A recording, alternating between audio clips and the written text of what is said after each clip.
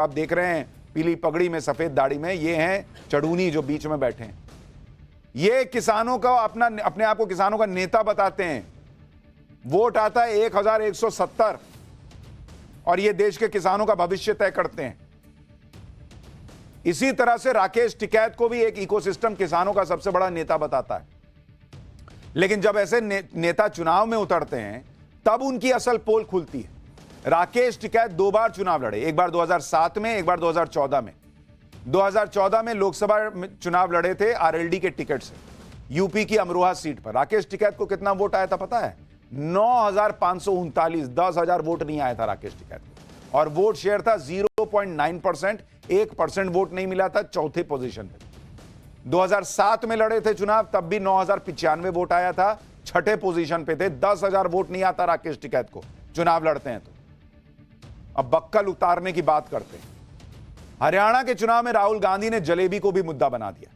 जलेबी का नाम लेकर अंबानी, अडानी और प्रधानमंत्री को घेरा। लेकिन जिस सीट पर राहुल गांधी ने प्रचार के दौरान जलेबी को रोजगार से जोड़कर मुद्दा उठाया, उसी सीट पे कांग्रेस हार गई। राहुल गांधी ने सोनीपत की गोहना सीट पर जलेबी का डब्बा दिखाकर जलेबी की फैक्ट्री लगाने की बात कही थी। रोजगार के मुद्दे पर पीएम मोदी को घेरा था, लेकिन गोहना सीट पर कांग्रेस 10,000 से ज्यादा वोटों से हार गई। मतलब जिनको राहुल गांधी उनकी जलेबी की फैक्ट्री, पता नहीं क्या क्या सपने दिखा रहे थे, उन लोगों ने कहा कि ना बॉस रहने दीजिए, हम तो छानिए लेंगे, उसी में हो जाएगा, फैक्ट्री रहने दीजिए। हरियाणा में कांग्रेस बहुमत के आंकड़े से दूर रह गई और अब कांग्रेस को यह समझ नहीं आ रहा कि इस हार पर कहें क्या। कांग्रेस ने पहले यह दांव खेला कि चुनाव आयोग जानबूझकर काउंटिंग में देरी कर रहा है, लेकिन जब काउंटिंग भी पूरी होने लगी तो ईवीएम को दोष देना शुरू किया, चुनाव आयोग को दोष देना शुरू कर दिया। जयराम रमेश ने तो चुनाव के नतीजों को ही खारिज करते हुए कह दिया कि कांग्रेस से जीत छीनी गई है। सुनिए कांग्रेस के नेताओं को जरा। अभी विश्लेषण का वक्त नहीं है। अभी सबसे महत्वपूर्ण बात यह है कि हमसे जीत छीना गया है। नारनौल असेंबली का ही अगर आपको उदाहरण दें तो साफ, और ये कोई कोइंसिडेंस नहीं हो सकता, साफ सामने दिखता है, आंकड़े हैं, सब मशीनें सामने रखिए। जिन मशीनों के यूनिट की बैटरी 99% है वो मशीनें हमें हरा रही हैं। जिनकी बैटरी, और स्वाभाविक रूप से बैटरी कम होती है, 60-70% पे आई है, उसमें हम जीत रहे हैं। तो ये एक संयोग नहीं हो सकता बॉस। लेकिन कांग्रेस का भी आपको क्रेडिट देना पड़ेगा। हर बार अपनी नाकामी छुपाने के लिए ये ईवीएम का कुछ नया माल लेके आते हैं। पवन खेड़ा को सुने, कह रहे हैं कि जिसकी बैटरी ईवीएम की 90% थी वहां पर हम जो है वो हार गए, और जहां 60-70% थी, अब ये बैटरी का ले आए बॉस। मतलब आदमी क्या करे ऐसे लोगों का, मुझे समझ में नहीं आता। क्या किया जाए इन लोगों का। कांग्रेस नेता उदित राज ने ईवीएम को दोष दिया। सोशल मीडिया पर उदित राज ने लिखा कि क्या सारे एग्जिट पोल गलत हैं, क्या सारे राजनीतिक पंडित बुद्धू हैं, हरियाणा में ईवीएम जीतती दिख रही है। अब ईवीएम को दोष देने वाले ये नहीं बता पा रहे कि कांग्रेस को हरियाणा में 37 सीटें कैसे आ गई बॉस, अगर ईवीएम में खेल था। अगर ईवीएम में खेल हुआ तो नेशनल कॉन्फ्रेंस और कांग्रेस ने जम्मू कश्मीर में सरकार बनाने जैसे नंबर कैसे पा लिए। अच्छा, हरियाणा में अगर ईवीएम सेट थी तो ये 37 सीटें भी क्यों आई? फिर बीजेपी 25 में रोक देती है आपको। इसी ईवीएम से हरियाणा में जो वोटिंग हुई उसी में पहलवान विनेश फोगाट कैसे जीत गई, विधायक बन गई। जबकि विनेश फोगाट जब ओलंपिक में गोल्ड मेडल से चूक गई तो कहा गया कि पीएम मोदी ने ओलंपिक में कोई साजिश करके विनेश फोगाट का मेडल छीन लिया। अरे बॉस, तो पीएम मोदी ओलंपिक में साजिश करके मेडल छीन लिए और यहां ईवीएम से छेड़छाड़ करके खुद सरकार बनाए, लेकिन विनेश को कहे कि नहीं, विनेश को जीतने दो, उसका मेडल तो छीनिए लिए हैं, विधायकी भी छीन लेंगे। बकलोल समझते हैं ये लोग पब्लिक को, कांग्रेस वाले, कि सारा ईवीएम हैक कर लिए मोदी जी, और विनेश फोगाट को कहे कि नहीं तुम जीत जाओ। वो विनेश फोगाट जो पूरे देश में घूम घूम के, पूरे इलेक्शन में हरियाणा में घूम घूम के नरेंद्र मोदी उनकी सरकार को लेकर झूठ पर झूठ बोलती रही, भर भर के झूठ बोली, लेकिन नरेंद्र मोदी ने ईवीएम हैक किया और विनेश को कहा कि ना तुम जीत जाओ। बॉस, पब्लिक का मजाक मत बनाइए आप लोग। कभी तो अंदर झांकिए कि आप क्या गलती कर रहे हैं। लोकसभा चुनाव में इंडी गठबंधन की एकता की बड़ी बड़ी कस्में खाई जा रही थी, लेकिन जैसे ही कांग्रेस हरियाणा चुनाव हारी, इंडी गठबंधन की बाकी पार्टियों ने कांग्रेस को कमजोर कड़ी बताना शुरू कर दिया। शिवसेना उद्धव ठाकरे के नेता प्रियंका चतुर्वेदी ने कहा कि जहां भी कांग्रेस और बीजेपी का सीधा मुकाबला होता है वह कांग्रेस कमजोर पड़ जाती है। सुनिए एक बार उनको। इतनी एंटी इनकम्बेंसी के बावजूद भी भारतीय जनता पार्टी अगर सरकार बना रही है तो मैं सबसे पहले भारतीय जनता पार्टी को बधाई देना चाहूँगी कि उन्होंने ये कैंपेन अच्छे से लड़ा, जनता का विश्वास जीता हरियाणा में, डिस्पाइट एंगर वोट भी उन्हीं को गए, यानी विश्वास बनाए रखा कि बीजेपी में विश्वास बनाए रखा है। और कहीं ना कहीं कांग्रेस पार्टी को भी अपनी रणनीति देखनी पड़ेगी कि जैसे डायरेक्ट फाइट होती है बीजेपी के साथ, कांग्रेस कहीं ना कहीं कमज़ोर पड़ जाती है।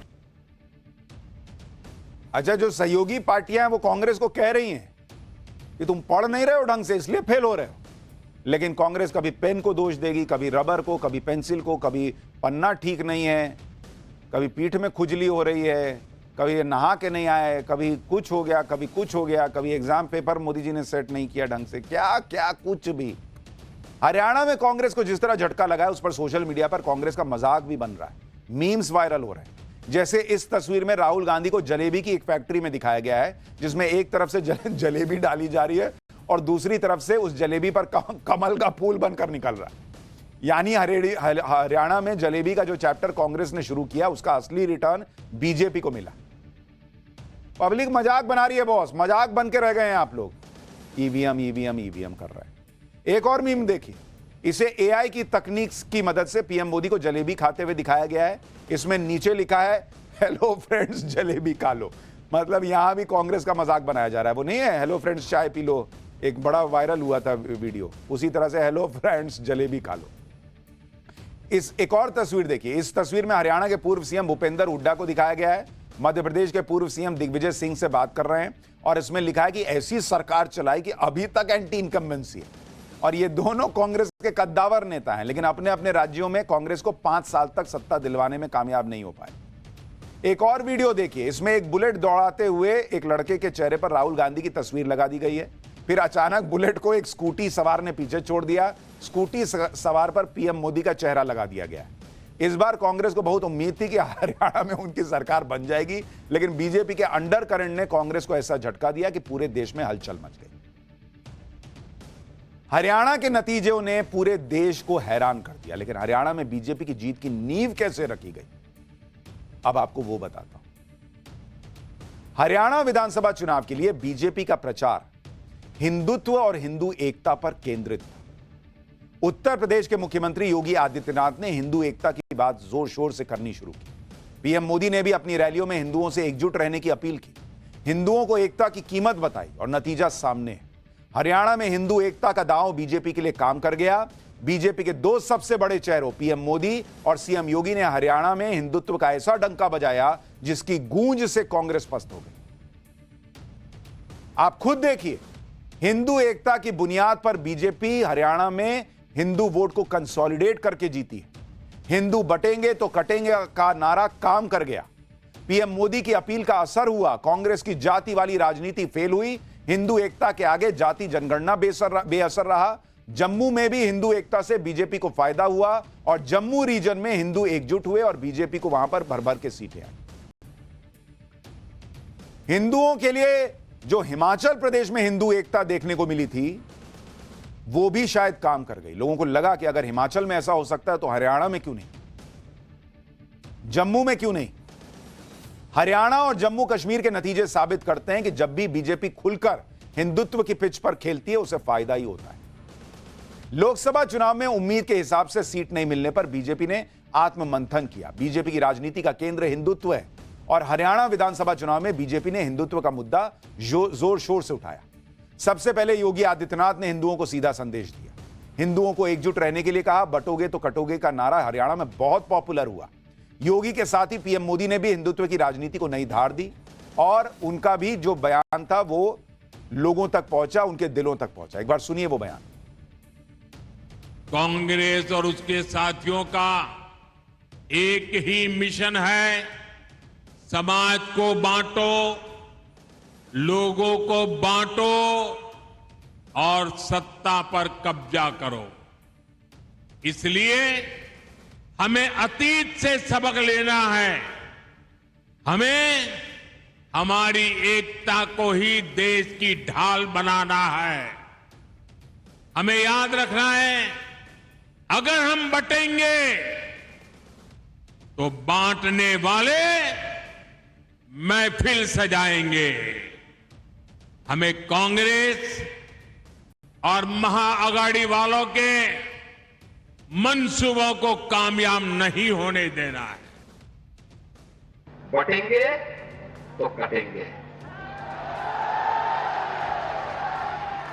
आप देख रहे हैं ना, बांग्लादेश में देख रहे हो ना, तो वो गलतियां यहां नहीं होनी चाहिए। बटेंगे तो कटेंगे, एक रहेंगे तो नेक रहेंगे, सुरक्षित रहेंगे और समृद्धि की पराकाष्ठा को पहुंचेंगे। हरियाणा में बीजेपी की जीत के पीछे हिंदू एकता का कितना बड़ा हाथ था वो भी आपको बताता हूं।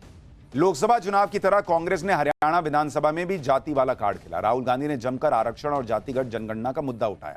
कांग्रेस को उम्मीद थी कि लोकसभा चुनाव की तरह जातियों में बांटकर वोट लेने का फॉर्मूला काम कर जाएगा, लेकिन बीजेपी ने इसका तोड़ निकाल लिया। बीजेपी ने जातियों के बजाय हिंदुओं को एक छतरी के नीचे लाने का काम किया। बीजेपी ने राज्य की सभी जातियों को जोड़ना शुरू किया। इसमें वो छोटी जातियां भी हैं जिनकी चर्चा नहीं हुई। सैनी, कश्यप, प्रजापति, छिंदे, यादव, गडरिया, गुर्जर, वाल्मीकि, सैंसी, धानक जातियों को जोड़ा। बीजेपी के 4 प्रभारियों ने ग्रास रूट लेवल पर सभी जातियों को हिंदू एकता की बात समझाई।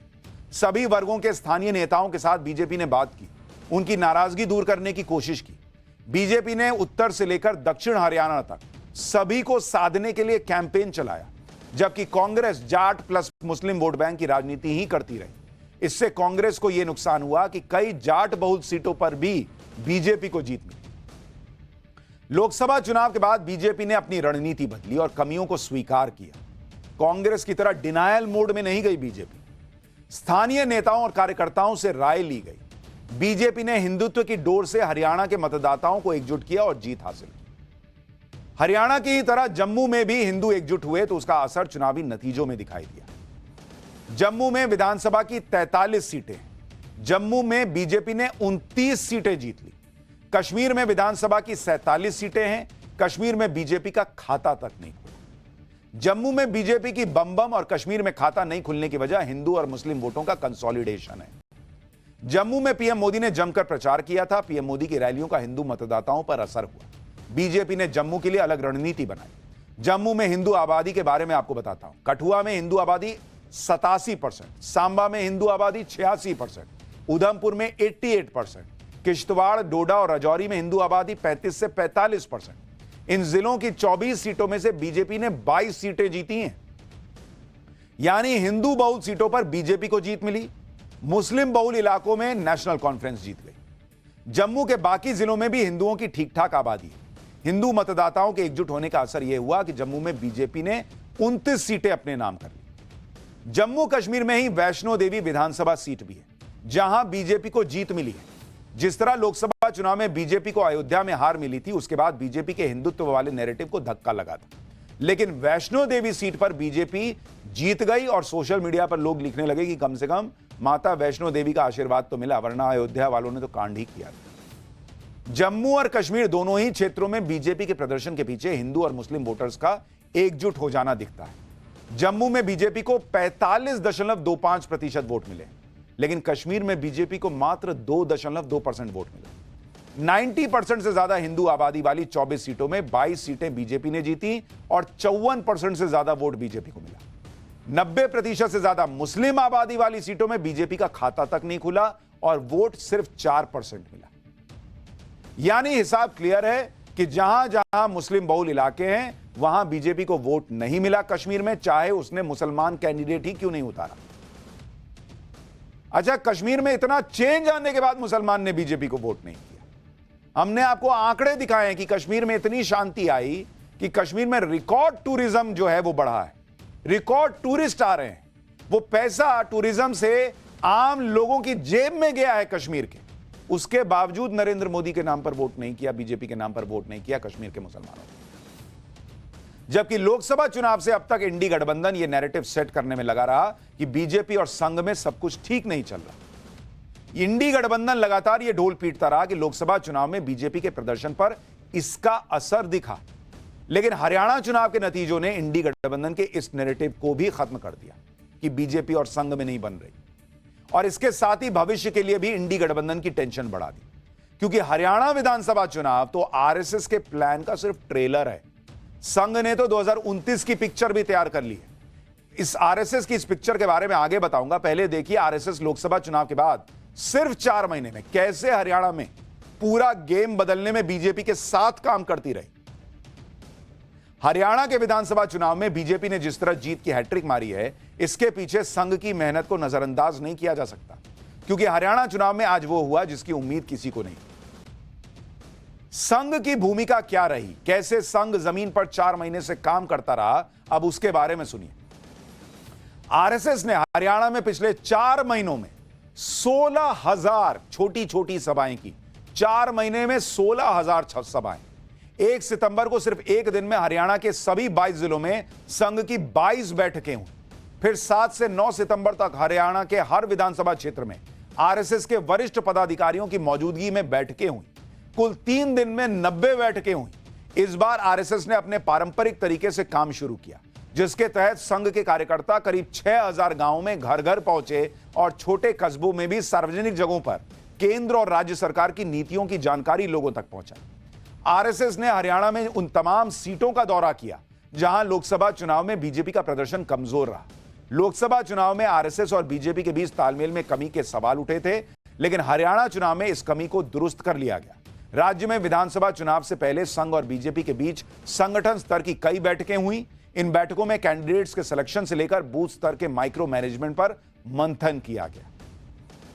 यानी कांग्रेस को जितना ईवीएम को गाली देना है वो दे सकती है, ना तो देश को फर्क पड़ रहा है ना आसपास की पॉलिटिक्स को, क्योंकि बीजेपी और आरएसएस चुपचाप 4 महीने जमीन पर काम किए, तब यह रिजल्ट आया। जिस इंडी गठबंधन को हरियाणा में आरएसएस के इस ग्राउंड वर्क की भनक तक नहीं लगी, उस इंडी गठबंधन के नेता बीजेपी संघ के बीच तालमेल में कमी का माहौल बनाते हैं, सोचिए। लेकिन उन्हें संघ प्रमुख मोहन भागवत, प्रधानमंत्री नरेंद्र मोदी और यूपी के मुख्यमंत्री योगी आदित्यनाथ के इन बयानों को देखना चाहिए। उनकी सारी गलतफहमी दूर हो जाएगी। मोहन भागवत संघ प्रमुख, उन्होंने कहा हिंदू को अपनी सुरक्षा के लिए एकजुट होना पड़ेगा। नरेंद्र मोदी ने कहा हम अगर बटे तो बांटने वाले महफिल सजाएंगे। योगी आदित्यनाथ बटोगे तो कटोगे वाला बयान देते हैं। अब आप पैटर्न देखिए, तीनों अगर बड़े चेहरे एक तरह का बयान दे रहे हैं तो यह सिंक्रोनाइज्ड प्रयास है हिंदुओं को जगाने का। अगर आरएसएस और बीजेपी अलग होते तो यह ना हो रहा होता। इन बयानों के जरिए संघ और बीजेपी ने मिलकर इंडी गठबंधन के जाति वाले नैरेटिव पर भी आखिरी कील ठोक दी, जिसके लिए पहले योगी फिर पीएम मोदी और हरियाणा में विधानसभा चुनाव की वोटिंग वाले दिन खुद संघ प्रमुख मोहन भागवत ने हिंदुओं से एकजुट होकर वोट करने की अपील की थी। सूत्रों का दावा है कि हरियाणा में चुनाव से पहले आरएसएस ने 2 मोर्चों पर काम करना शुरू किया। पहला मोर्चा बीजेपी के लिए जनाधार वाले कैंडिडेट की तलाश, दूसरा मोर्चा दूसरी पार्टी से आए नेताओं और बीजेपी के पुराने कार्यकर्ताओं के बीच तालमेल, तीसरा मोर्चा अग्निवीर योजना से नाराज लोगों के बीच बिना खर्ची बिना पर्ची वाली सरकार स्लोगन पॉपुलर बनाया, चौथा मोर्चा एंटी इनकम्बेंसी के असर को दूर करना और नाराज जनता को मनाना, पांचवा मोर्चा पार्टी के अंदर जिन कार्यकर्ताओं में नाराजगी थी उनकी परेशानी समझकर उसे सुलझाना। इस तरह से ग्राउंड लेवल पे काम हुआ है बॉस। इसके अलावा संघ ने बीजेपी की कमजोरियों का पता लगाने के लिए हरियाणा में चुनाव से पहले एक इंटरनल सर्वे भी कराया। इसके लिए बीजेपी की राज्य चुनाव समिति ने हर विधानसभा क्षेत्र में कैंडिडेट चुनने के लिए 1 से 4 नामों का पैनल तैयार किया और इस लिस्ट को सर्वे के लिए संघ को सौंपा गया। हर विधानसभा क्षेत्र में सर्वे के बाद संघ ने बीजेपी को कई सीटों पर मौजूदा विधायकों का टिकट काटने की सलाह दी, जिनमें वो सीटें शामिल थी जिनमें बीजेपी पिछले 2 विधानसभा चुनाव में उसके कैंडिडेट हारे थे और लोकसभा चुनाव में बीजेपी को हार का सामना करना पड़ा था। कई जगह बीजेपी जीते भी थी, वहां पर भी कहा गया कि कैंडिडेट बदलो। बीजेपी ने संघ की सलाह को मानते हुए हरियाणा चुनाव में करीब 40% मौजूदा विधायकों के टिकट काट दिए। लेकिन हरियाणा चुनाव के नतीजे तो संघ के एक्शन प्लान का सिर्फ ट्रेलर है। संघ ने तो 2029 में भी नरेंद्र मोदी को चौथी बार प्रधानमंत्री बनाने का पूरा प्लान तैयार किया हुआ है। और लोकसभा चुनाव में बीजेपी की कुछ सीटें कम होने के बाद ही संघ ने इसकी प्लानिंग शुरू कर दी थी। हिंदुत्व की एजेंडा के साथ ही संघ ने अब ऐसी मल्टी डायमेंशनल सोच के साथ काम करना शुरू किया है और ऐसा प्लान तैयार किया है जिससे इंडी गठबंधन के होश उड़ जाएंगे। संघ ने इस प्लान का ब्लूप्रिंट अगस्त के आखिर में केरल में हुई बैठक में तैयार किया। इस बैठक में हुए मंथन में तैयार पंच सिद्धांत के फॉर्मूले को अब संघ ने लागू करना शुरू कर दिया। यह पंच सिद्धांत क्या है वो भी आपको जानना चाहिए। पहला सिद्धांत है हिंदू धर्म की सभी जातियों में पैठ बनाना, जाति जनगणना का समर्थन। दूसरा, कुटुंब प्रबोधन, इसके जरिए 30 करोड़ परिवारों तक पहुंचना। तीसरा, महिलाओं के लिए 33% आरक्षण जल्द लागू करवाना।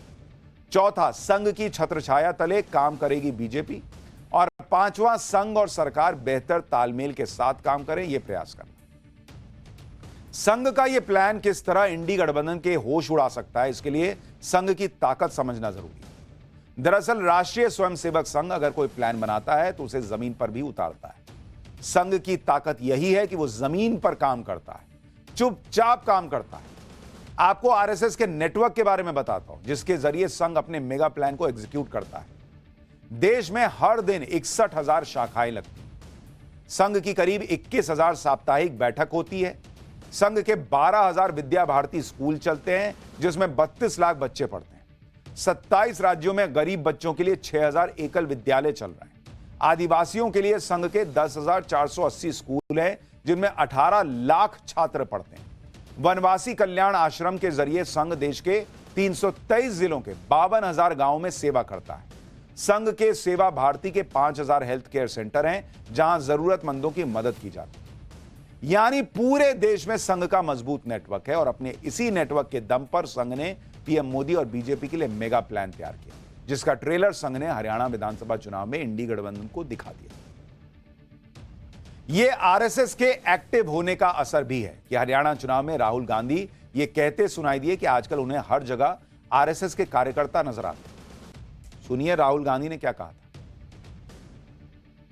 आजकल क्या होता है देखो, मैं बताता हूं आपको। कहीं मैं सड़क पे जाता हूं, मुझे दो तरीके के लोग दिखते हैं। एक ऐसे मुस्कुराता है, खुश रहता है, चेहरे पे मुस्कान होती है, मैं कहता हूं कांग्रेसी।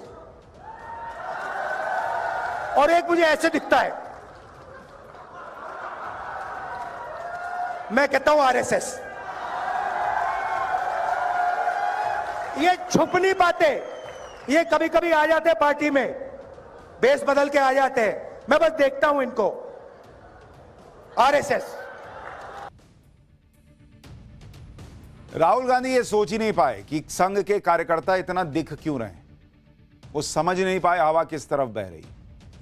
और यही कांग्रेस की सबसे बड़ी दिक्कत है, वो देखकर भी समझ नहीं पाते कि सामने चल क्या रहा है और बीजेपी चुपचाप काम करती है। आज जब हरियाणा में हैट्रिक लगाकर बीजेपी ने नया इतिहास रचा तो इस मौके पर दिए विजय संदेश में पीएम मोदी भी कांग्रेस को निशाने पर लेने से नहीं चुके। एक बार सुनिए पीएम ने क्या कहा। आपको जानकर के हैरानी हो जाएगी दोस्तों, देश में कितने ही राज्य हैं जहां कांग्रेस कभी 60 साल पहले वहां थी, कहीं पर 50 साल पहले थी, कहीं पर 40 साल पहले थी, 50-60 साल से वो सत्ता में आई ही नहीं है। एक बार लोगों ने निकाल दिया, कांग्रेस को घुसने नहीं दिया है। देश के ज्यादातर राज्य के लोगों ने कांग्रेस के लिए नो एंट्री का बोर्ड लगा दिया है। यानी कांग्रेस के लिए ये एक बार फिर आत्ममंथन का वक्त है, लेकिन उम्मीद मत रखिए कि वो ऐसा करे। हम फिलहाल एक छोटे से ब्रेक ले रुक रहे हैं। ब्रेक के उस पार हरियाणा के अगले मुख्यमंत्री पर एक बड़ी खबर आ रही है, वो आपको बताऊंगा।